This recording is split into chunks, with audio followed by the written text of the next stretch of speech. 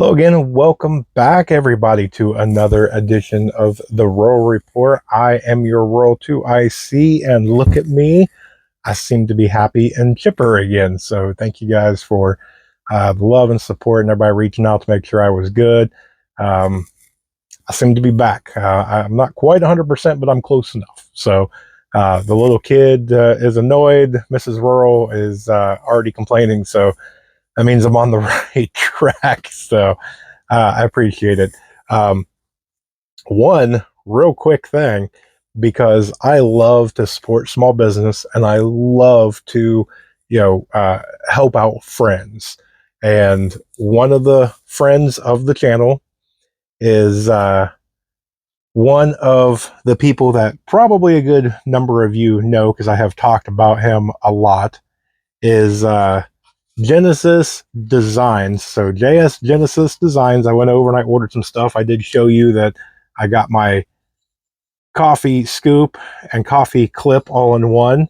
So I still love the smell of that. But I got my second item in. Hopefully this isn't going to be too much of a glare. Look how beautiful that is. 10 Commandments. Absolutely. Look at the back of this. This is so well made. See if I can get that a little closer so you can see. Look how gorgeous that is. Okay, this is mine. You guys cannot have it. I'm sorry. If you want one, he does have it over on his website. You can order your own, but this one is mine. So, all right, we're going to jump right into this one. I don't have terrible much news to do, which isn't a bad thing. So let's jump straight into this one. And again, in absolutely no particular order. Excuse me. So we're going to start out with kind of one of the big ones. So it looks like the Turkish parliament has approved Sweden's bid into NATO. So, Sweden was kind of one of the ones that was holding them up. And whatever they have done, they have jumped that hurdle, and now they've got their approval. So if I'm not mistaken, I think Hungary might be left. If not, then Sweden will definitely be joining, but I'm pretty sure that Hungary's still kind of holding them up. I'll get back to you on that one. But speaking of Turkey, the Turkish Air Force carried out 29 different airstrikes on targets of the Kurds, so Kurdish targets, in both Iraq and Syria. So something you guys might want to keep an eye on is Turkey. It looks like things are heating up over there between Turkey and the Kurdish army, militaries and whatnot. So you might want to put a little pin in that, because we'll probably be talking about them here in a very, very short future. Next is going to be the Iranian foreign minister released a comment, or in this case, probably a threat, yesterday, that after the killing of the kind of a higher commander, and this is, quote, Tel Aviv is waiting for a tough countdown, end quote. Them guys speak a little bit of a cryptic way. I mean, you could take that for however you want. I mean, I'm taking it as one side did something knowing that retaliation is coming at some point in time, and now it is the when is it coming? You know something's coming. What is it? When is it? How is it coming? I mean, you're on that defensive role. So I don't think this is it per se, but they didn't have to wait long, at least for the beginning of this retaliation, because in what is allegedly, one side is claiming it as yes, the other side has not come out and said anything, but there was a massive cyber attack in Israel. So it looks like power was cut off, and the lights swept across all the lands. The lights went out, and looked like Tel Aviv kind of went dark. So I'm sure that a little bit of a power cutoff is not going to be the end of the retaliation of that. So again, I'm sorry to say, it's another one of those wait and see moments. I I'm almost certain something more is going to come of that. Okay, that might be the breaking point. I don't know. This event right here, maybe that's it. Maybe they think that's fair and everything's done and over. We'll have to wait and see. I just have a feeling it's not. And one of the reasons why I don't is the Iranians put out a new propaganda video. Now, in this video that they made and released, shows an animation that depicts the Prime Minister of Israel, Mr. Netanyahu, being assassinated by a planted bomb during a briefing in a command headquarters.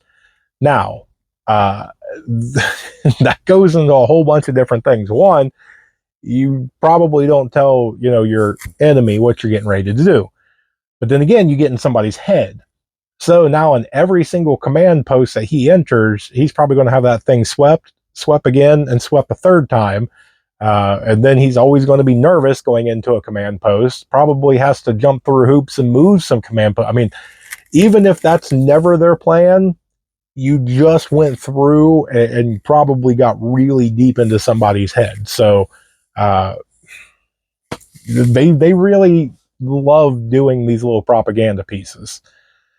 Moving on, it looks like about 60 miles off the coast of Yemen, there is reports of a explosion. Now, if this turns out to be an explosion from a missile or drone or whatever on some sort of naval vessel, this could potentially make the third in the last 24 hours. So things are still going strong over there. Now, what I find interesting about this, as I was reading a piece that Yemen put out saying that the ships of the world are safe to pass through as long as they are not connected to, affiliated to, or delivering to Israel at all. So as long as they don't have an Israeli flag, they don't have an Israeli on board, they're not bringing food and water to Israel, as long as it has absolutely nothing to do with Israel, they're giving you their word that you're safe and you can pass. They will not touch you. They will not bother you and all that. I seriously doubt it, but no one was waiting to sees. Now, this is a report coming out by the Pentagon that 3 American soldiers were injured in Erbil, which is a U.S. military base in Iraq. This was launched supposedly by Iranian-backed militants. Now, at least the United States did retaliate. They did so by responding with, I believe it was 3 different airstrikes. It looks like they were done mainly in southern Baghdad, so at least we had a response this time for it. But again, when Americans start shedding blood, that's usually not a good sign. I don't want to see any Americans shed blood over there.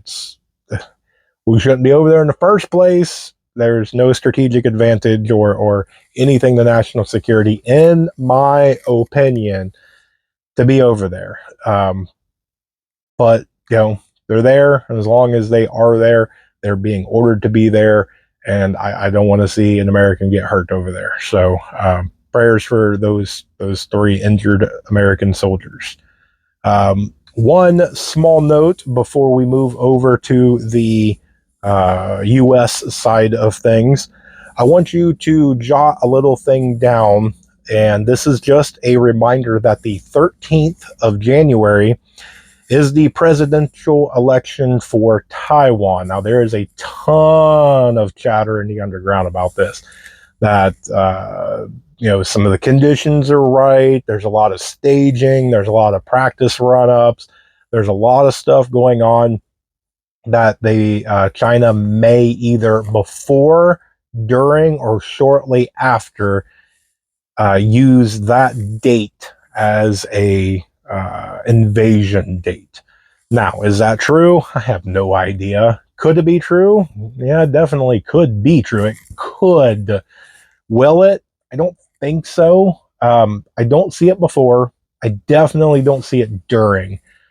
Maybe shortly after, depending on the election. My guess is, and this is just my opinion, and I'm probably completely wrong on this, my guess is that China will do what it can to interfere and to, what's going on over there, and they will try and sway and do whatever China's going to do.